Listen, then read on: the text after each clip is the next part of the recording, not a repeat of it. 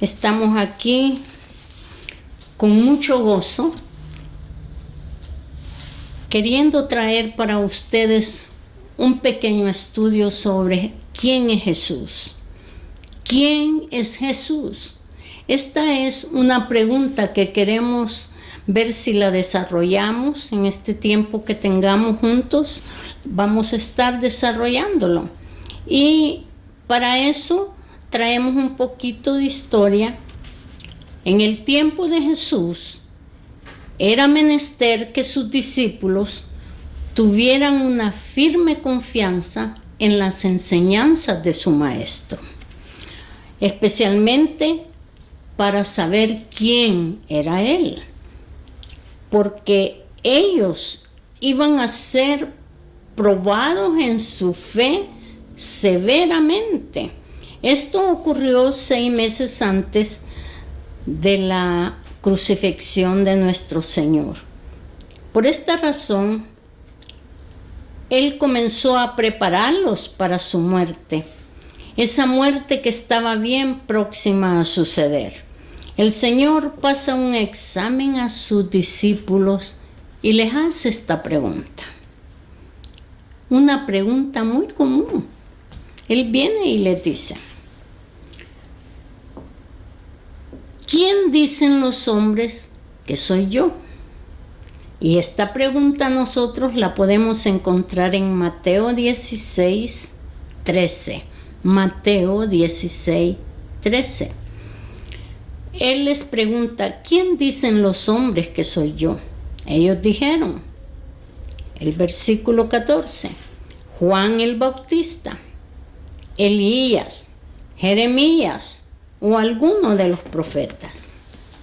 Estas respuestas eran equivocadas, así como la falsa doctrina de los líderes religiosos de ese entonces. Y Jesús, preocupado por lo que sus discípulos creían, les hace la pregunta. ¿Por qué? Porque cuando hay una pregunta, tiene que haber una respuesta. Y Jesús quería saber cuál era la respuesta de sus discípulos, de aquellos que eran sus seguidores. Fíjense bien, el Señor estaba ya a poco tiempo, como les dije, ya casi unos 6 meses antes de que lo crucificaron. Ya habían pasado mucho tiempo con Él. Ellos ya tenían que haber aprendido quién era su maestro. Pero todavía viene el Señor y les hace una pregunta. Y la respuesta que ellos dieron fue lo que la gente decía. Muchas veces nosotros como cristianos nos preguntan, ¿quién es Jesús? Y a veces lo triste es que siendo cristianos por muchos años, siendo cristianos que están siempre estudiando, oyendo, escuchando la palabra de Dios, no pueden contestar, no tienen una respuesta correcta. Pero lo que pasó a los discípulos fue esto. Entonces viene el Señor y les hace la pregunta crucial. Primero les hizo la pregunta común. ¿Quién dicen los hombres que soy yo? Luego les hace la pregunta crucial. Y vosotros, en el versículo 15 del capítulo 16 de Mateo, y vosotros, ¿quién decís que soy yo? A Jesús le interesa que sepamos quién es Él. A Jesús le interesa que nosotros sepamos que podemos depositar nuestra confianza en Él, que podemos ir a Él en confianza y pedirle lo que necesitamos, hablarle en confianza de todo lo que nos preocupa y saber que vamos a tener una respuesta. Por eso es que viene y les pregunta, porque nuestra fe es probada. Cada día, donde quiera que vayamos, estemos, por eso debe de haber una firme confianza en lo que Jesús representa para nosotros. Jesucristo, al recordar la Escritura Sagrada, encontramos que Jesús, nuestro Señor, recibió el nombre de Jesús según las instrucciones que el ángel transmitió a José en Mateo 1:21 y a María en Lucas 1:31. Él les dijo, Él va a ser el Salvador de su pueblo. Y el nombre revelaba las funciones particulares que iba a ejercer su portador. Llamará su nombre, les dijo, Jesús, porque Él salvará a su pueblo de sus pecados. El título de Cristo proviene del griego Cristo, que significa ungido, ¿verdad? Y traducido del arameo, que es Meshai, quiere decir ungido, el Mesías. El Mesías era el ungido. Así Jesús es el nombre personal de nuestro Señor, en tanto que Cristo es su título. Su nombre es Jesús, pero lo que Él significaba era Cristo, el Salvador, ¿verdad? En ese momento, Él está atento a oírlo a usted. ¿Qué es lo que nosotros creemos de Él? ¿Qué seguridad tenemos de su persona? ¿Y qué es lo que nos impacta a nosotros de parte de nuestro Señor? ¿Qué es lo que le impacta a usted? ¿Qué es lo que le gusta de su Señor Jesús? Porque mucha gente dice, sí, a mí me gustan las enseñanzas de Jesús, pero a mí no me gusta cumplirlas. Y si yo hago preguntas, todos empiezan a decir, no, es que es bonito escuchar, pero hasta ahí queda todo. Pero lo importante para un cristiano especialmente es que pueda entender qué significa su maestro, qué significa su Salvador, qué es lo que viene de parte de Él para nosotros. El cristiano que ha visto y experimentado sus maravillas tiene la seguridad de lo que Él es. Dios, el Todopoderoso. No sé si alguno de ustedes está dudando, pero espero que esas dudas se disipen a través de lo que digamos ahora. Si nos fijamos en lo que estamos oyendo, recordará que solo Pedro habló. ¿Qué pasó con los demás? ¿No sabían la respuesta? No, como tampoco Pedro no la sabía, ¿no? Pero él estaba receptible a la voz de Dios. Cuando estamos receptibles a la voz de Dios y viene una pregunta a nosotros, el Espíritu Santo nos da la respuesta y podemos contestarla con mucha veracidad. ¿Por qué? Porque es el Espíritu Santo que viene y nos la revela. Y es lo que pasó con Pedro. A él no le importaba que lo llamaran Galileo o ignorante, porque Dios, dice la palabra, que escondió las cosas eternas de los sabios y las reveló a los niños. Mateo 11:25. Y podemos venir al conocimiento de su gracia despojándonos de toda sabiduría humana y dejando que Él nos llene de su sabiduría, de esa sabiduría de Dios. Los judíos habían podido aceptar a Jesús como el ungido, como Mesías, el ungido, pero ellos no podían aceptar que el Señor fuera el Hijo de Dios.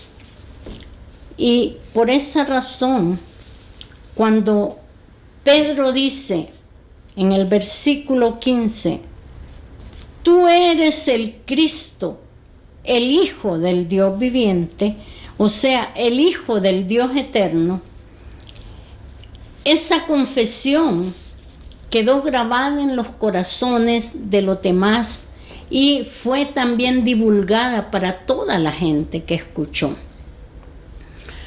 Pero los judíos no querían aceptar eso. Para ellos, él podía ser, como dije, un ungido, ¿verdad? Una persona especial, pero no el Hijo de Dios. Y por eso precisamente, por esa pretensión a la deidad que les hizo rechazar a Jesús y condenarle a muerte. Por eso lo condenaron a muerte, porque según ellos, él había blasfemado, considerándose el Hijo de Dios. En Mateo 26, el versículo 64 y 65 nos está hablando de eso. Solamente una revelación divina del Espíritu Santo puede hacernos conocer realmente que Jesús es el Hijo de Dios. Y esa revelación nos da una revelación interior que no puede ser cuestionada. ¿Qué es Jesús para usted? ¿Su Salvador? ¿Su proveedor? ¿Cuántos milagros ha visto? ¿Cuánto sabe de Él? ¿Y cuánto cree de Él? Hay muchas preguntas que podemos hacernos, pero es importante saber de Él y creer en Él. A Jesús lo acusaron de blasfemia y le dieron muerte. No se acordaron de las promesas que fueron dadas por los profetas cuando se refirieron al Mesías.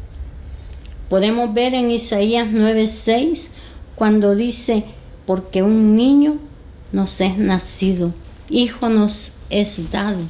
Quiero leérselos para que usted pueda entenderlo mejor. Isaías 9:6.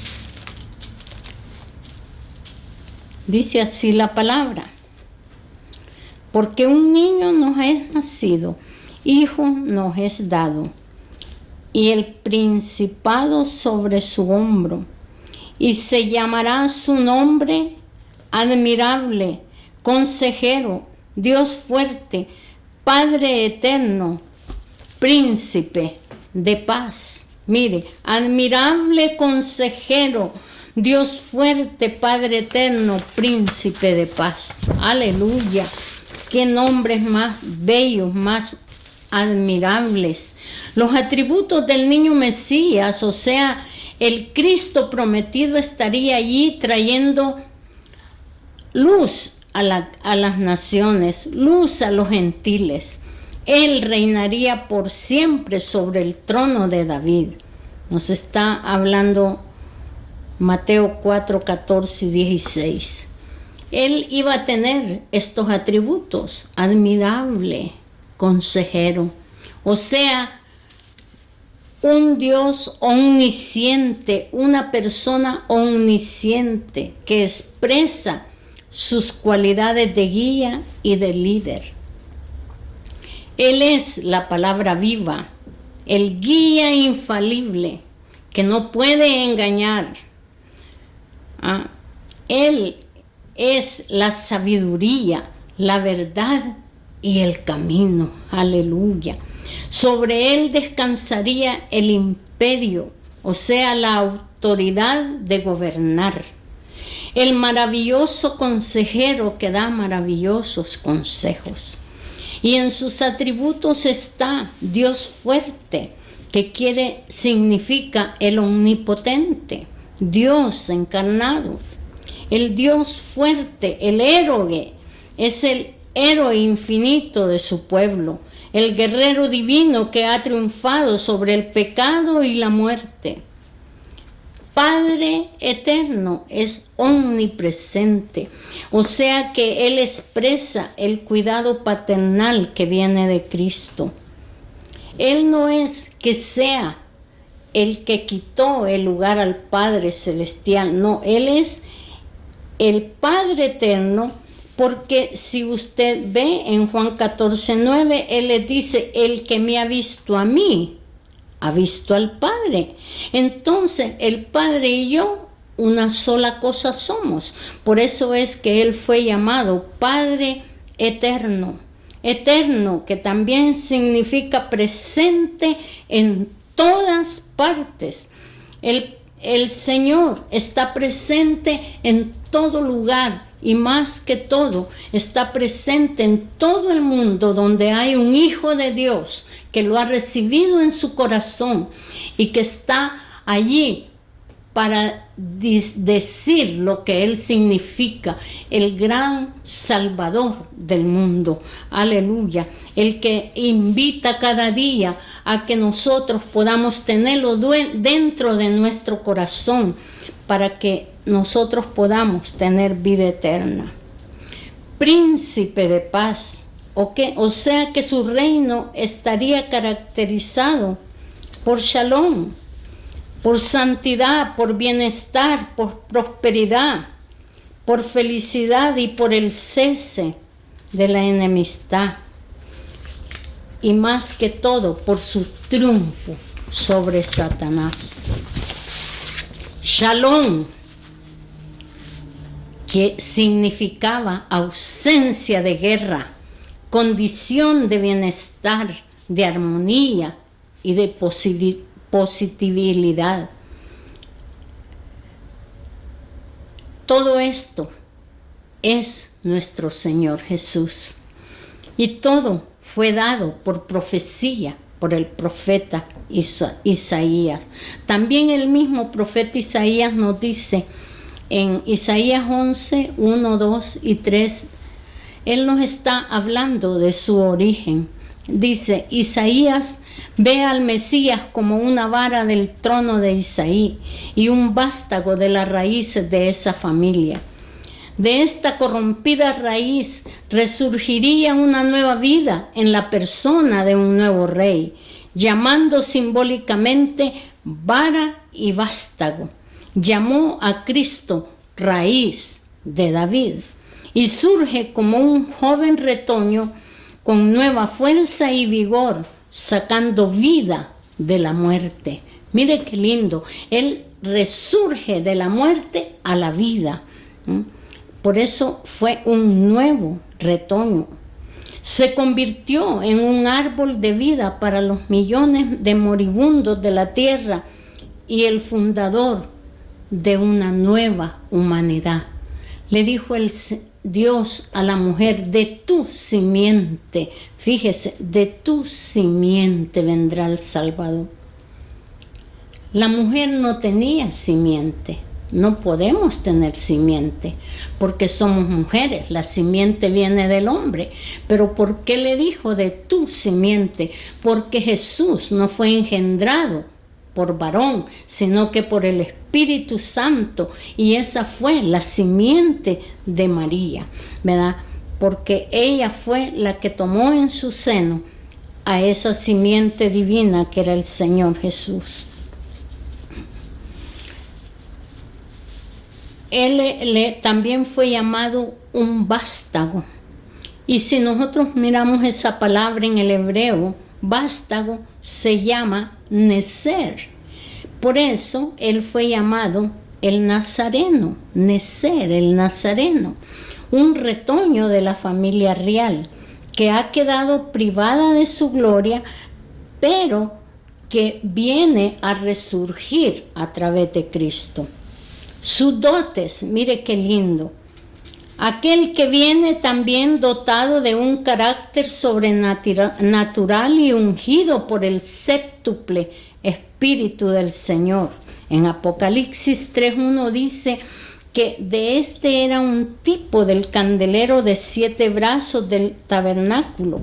Esas 7 operaciones del Espíritu Santo se manifiestan en el Mesías.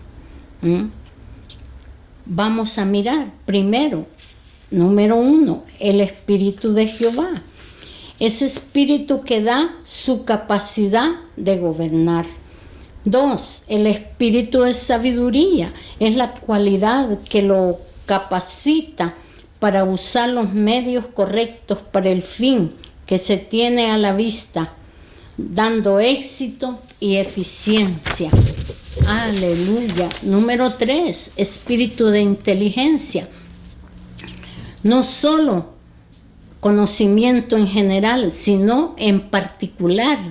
Es el arte de distinguir una diferencia, de aprobar lo excelente. Número 4, el espíritu de consejo. Es la capacidad para impartir sabiduría a otros y guiarlos correctamente o rectamente, como querramos decirlo. Número 5, el espíritu de poder, el que da fortaleza de propósito y capacidad para hacer que ocurran cosas. Representa potestad mental y espiritual. Jesús lo manifestó en su autoridad sobre los demonios, las enfermedades, la naturaleza y la muerte. Aleluya. El espíritu de conocimiento y de temor a Jehová es una unidad con dos aspectos: conocimiento de Dios y reverencia a Él. Son dos cosas: conocimiento y reverencia para Dios. Por medio del espíritu de conocimiento, las cosas divinas y el ser divino se tornan intensamente reales. Nosotros podemos mirar la realidad de las cosas divinas, de ese ser divino, y las podemos mirar reales. El Espíritu Santo es el medio de comunicación entre el Padre y el Hijo. Asimismo, es el que trae a la humanidad redimida un conocimiento íntimo de ambos, el que nos da conocimiento del Padre y del Hijo. Y el número 7, temor de Jehová.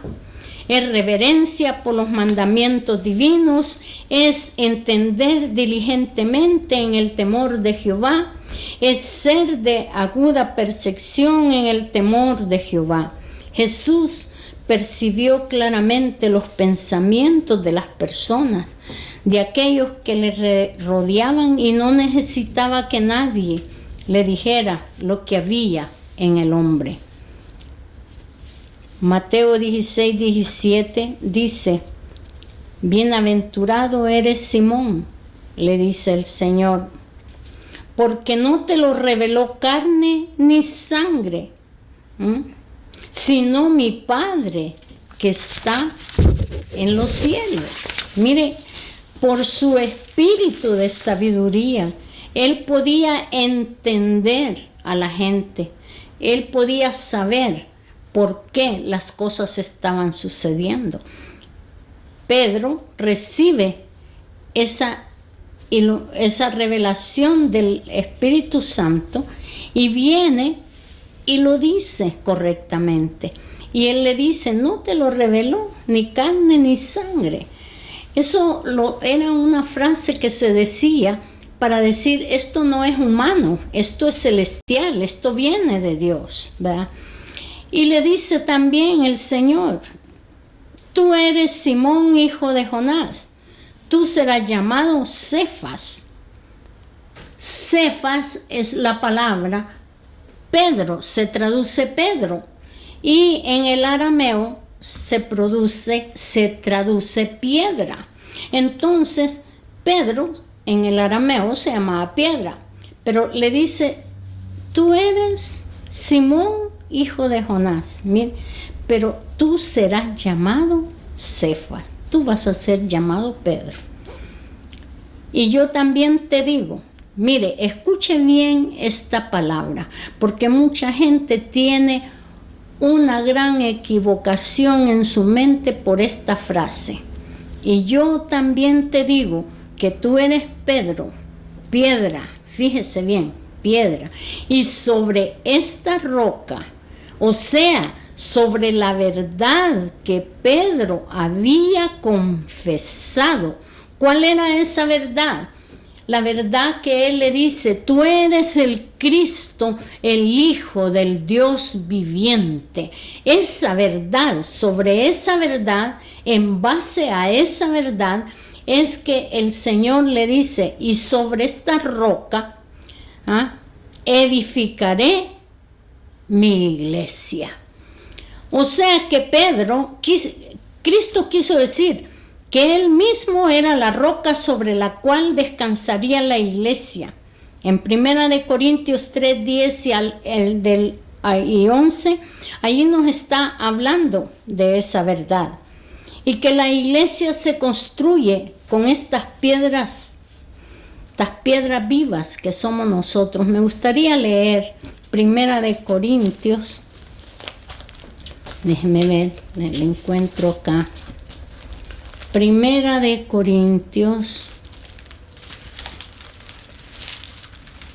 Aleluya.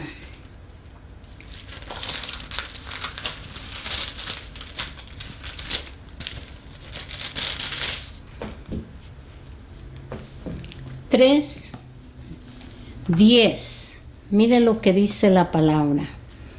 Conforme a la gracia de Dios que me ha sido dada, yo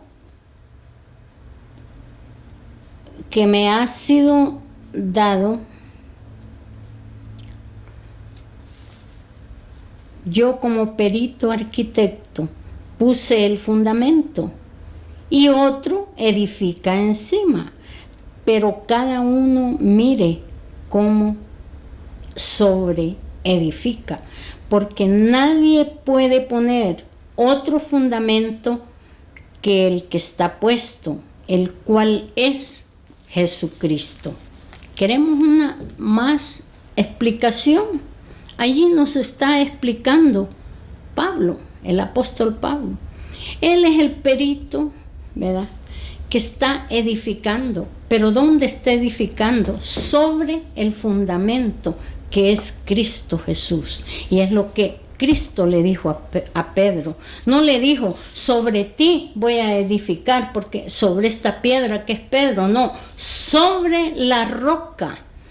Sobre esta roca, esa roca, o sea, esa verdad que fue dicha por Pedro. Tú eres el Cristo, el Hijo del Dios viviente.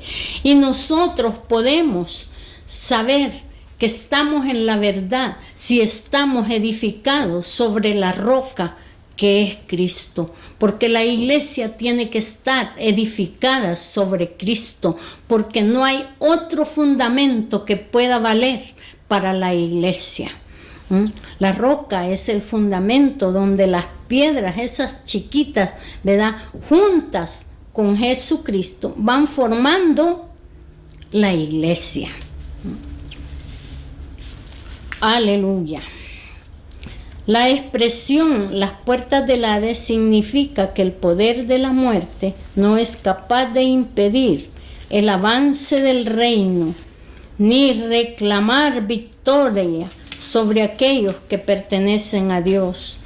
Nuestro Salvador quiere decir que su verdadera iglesia nunca sucumbirá a la muerte y la destrucción. Y le dice las llaves, que a ti te daré las llaves. Sugiere autoridad a través de Pedro, que sería una figura de la iglesia por las edades. Una iglesia se forma por personas libres que han salido de la ignorancia al conocimiento de Cristo Jesús a través de la revelación del Espíritu Santo que les ha traído a hacer su confesión de fe en el Hijo de Dios. Jesús está traspasando a la iglesia su autoridad y control de atar y de desatar en la tierra. Por eso le dice, y a ti te daré las llaves del reino de los cielos. Aleluya. Pedro usó primero las llaves cuando su predicación en Pentecostés abrió las puertas del reino de los cielos a judíos y prosélitos.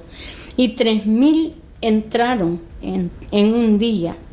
Eso lo podemos encontrar en el libro de los Hechos 2, 14 al 41.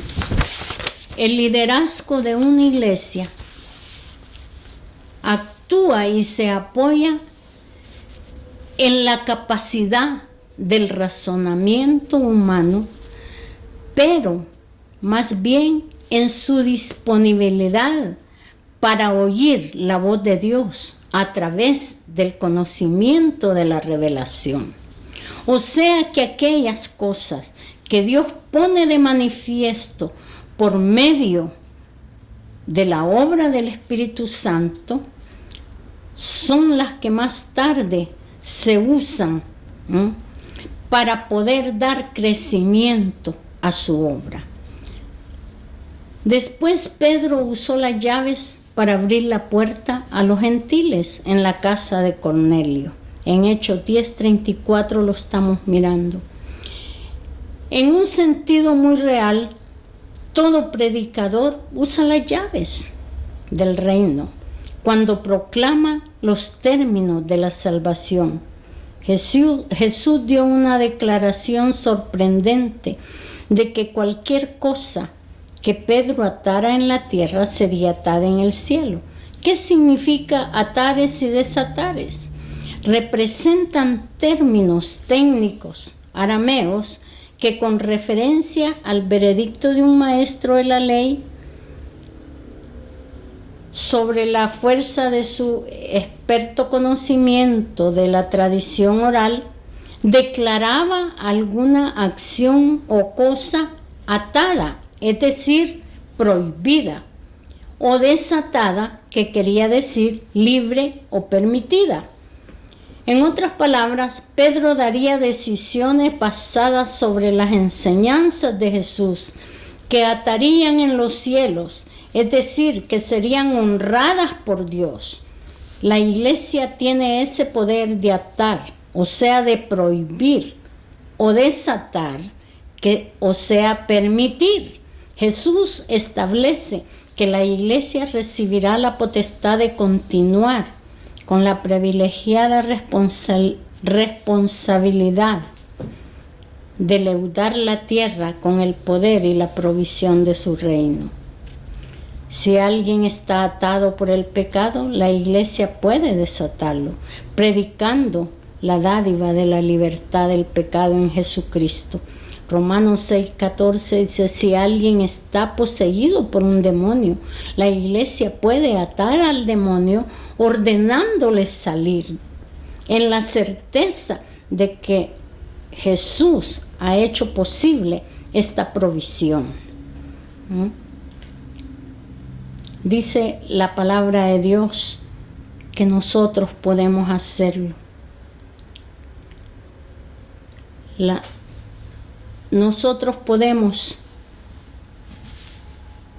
llegar al perdido, nosotros podemos llegar al que está necesitando del Señor Jesús.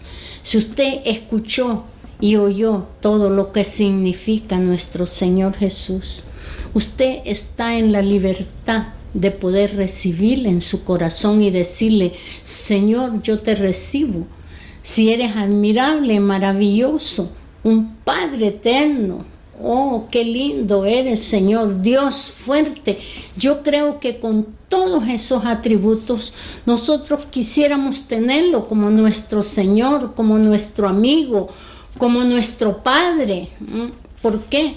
Porque nosotros necesitamos de Él en todo momento, en toda circunstancia.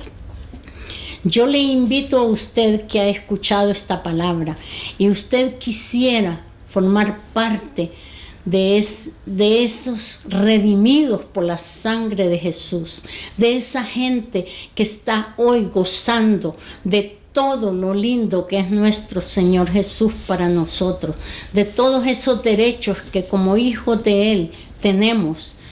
Entonces yo le invito a que le diga, Señor, ven a mi corazón. Yo te recibo en mi corazón y te pido que escribas mi nombre en el libro de la vida. Si usted lo hace, usted está haciendo la mejor decisión de su vida, porque Jesús es el Hijo del Dios viviente, el Hijo del Dios eterno. El Señor le bendiga.